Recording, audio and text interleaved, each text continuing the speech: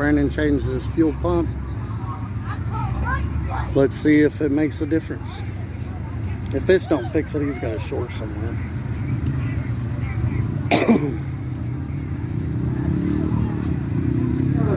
Charger, Brett, Bentley.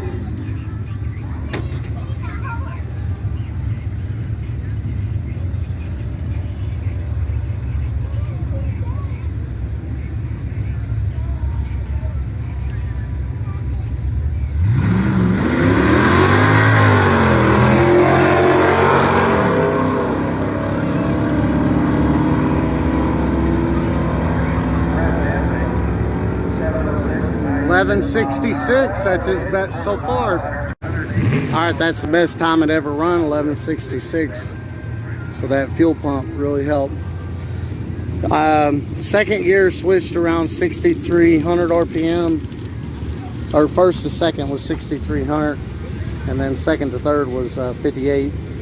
So I want both of those shift around 6,000. So I changed the shift points a little bit. I probably should have showed you all that on the computer, but it's kind of hard to see with the camera. But anyway, change the shift points, and I'm gonna throw a little bit more fuel at it and see if that helps any. If it likes the more fuel, I'm gonna keep throwing fuel at it until until it don't like it no more, and then we'll start trying to play with the timing a little bit. But 11.66 first pass with the new fuel pump. I told him not to put that crap fuel pump in there. Yeah, especially since I gave him a good one. But anyway, yeah. He's also took some weight out of the car. As you can see, took the seats out. Probably 30 pounds there. Maybe 20, 30 pounds. But yeah, throw some more fuel at it and see if we can make it go faster. Little nitrous LT1, bolt-ons, no stall, gear, some suspension work, and a CC503 cam on 150 shot. Run 11.6. DA today is really good. It's mid 600s, 650 to 700 DA. Which honestly, I don't think nitrous cares what the DA is, because my car, well, Chris's car in 0 DA ran a 1024, and then at 3,000 DA it ran a 1023. So I don't really know for a fact or not, but I know motor is affected bad by DA, really bad. 3,000 DA a day, you'll lose a half a second. Turbo and supercharger and whatever, blowers, they take a little bit of DA out. They're still affected on a 3,000 DA day. They'll probably lose a tenth or two. And then nitrous, I don't think it loses anything, man. And then Austin's getting his Mustang tuned tomorrow. It's up at the tuners now. He just needs I guess he lost his HB tuners, so I'm gonna let him use mine. And he's gonna get his tuned tomorrow, but he's having problems with that, you know, them Ford transmissions. That's why everybody uses a Chevy transmission. Ford rear end, but Chevy transmission. But hopefully he'll be out with us soon. But we got a different tune in it. Threw some more fuel at it, changed the gear shifts a little bit, and we'll see what happens.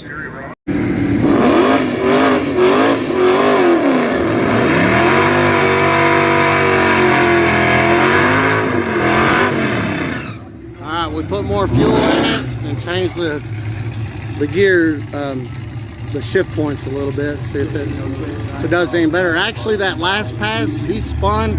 He usually does a 1.660, but he did a 1.760 that time. So if he'd have 1.6 that time, it should have been a 12.4. So let's see what happens. I think his bottle's getting low though, so which I've got him a full bottle in my trunk. But we'll see if it noses over up top. If it does, that means it's out of bottle.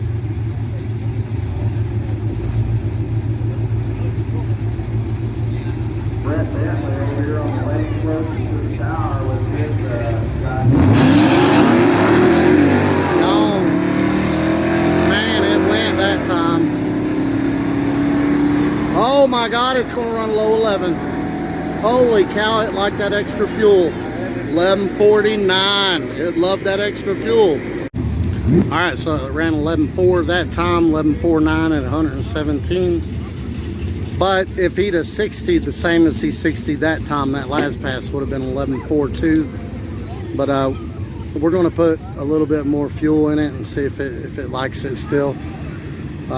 It's still getting some knock, but it's not showing as like detonation knock. It's just, it seems like maybe the header's hitting when he first takes off, but right when he takes off, it's pulling like 3 degrees.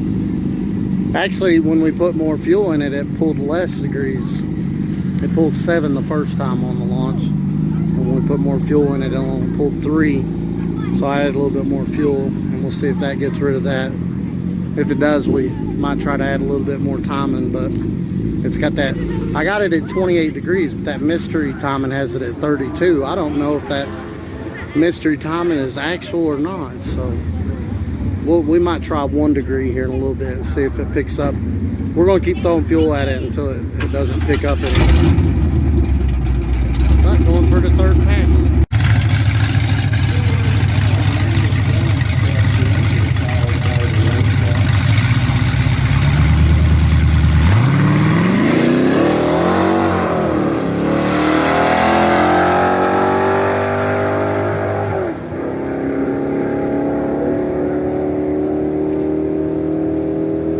Yeah, I told him to change that bottle out. I knew something. I knew that bottle was getting empty. Well, they had a really bad motorcycle wreck up there. There's 2 ambulances up there. So they might call it for the day. I hope everybody's okay. Here's the jet car for tomorrow's 4th of July show. I don't know if they're going to be able to get time to make a test pass in it or not. We put a new bottle in Brandon's. I don't know if he's going to stick around. It's already about 12 o'clock at midnight. I don't know if he's going to stick around and try to make more passes or not. Here's the jet car.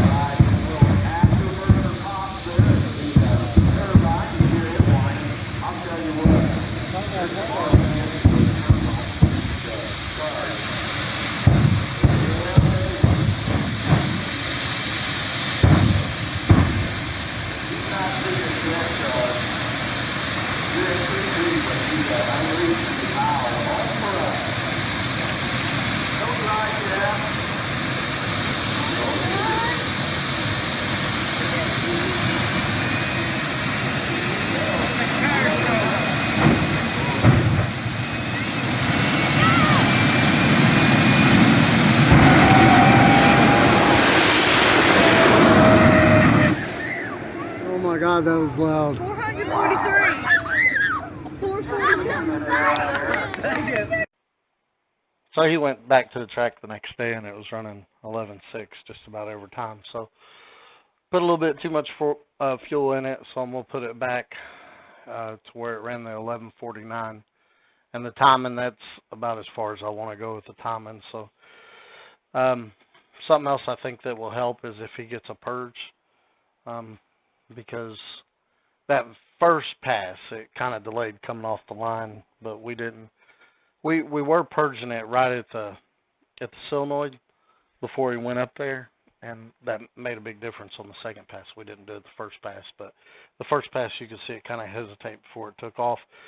But the second pass we purged it at the solenoid, but you know, by the time he got staged and everything, the nitrous that was in the line gets hot. So if he got a purge, I think that's going to help a little bit. You know, purge it right before you stage. That way there's good cold nitrous up there ready to be shot into the motor. And This is one of the pictures that one of the photographers from the racetrack took, and they took a couple of his car that night, so that's really cool. But I'm gonna take some of the fuel back out of it, and hopefully he'll get a purge for it, and I think maybe it can run 11.3, but I think that's about all it's got in it. But still, you know, just a bolt-on little bitty CC503 cam, no stall gears, a little bit of suspension work, and running low 11s, not bad at all.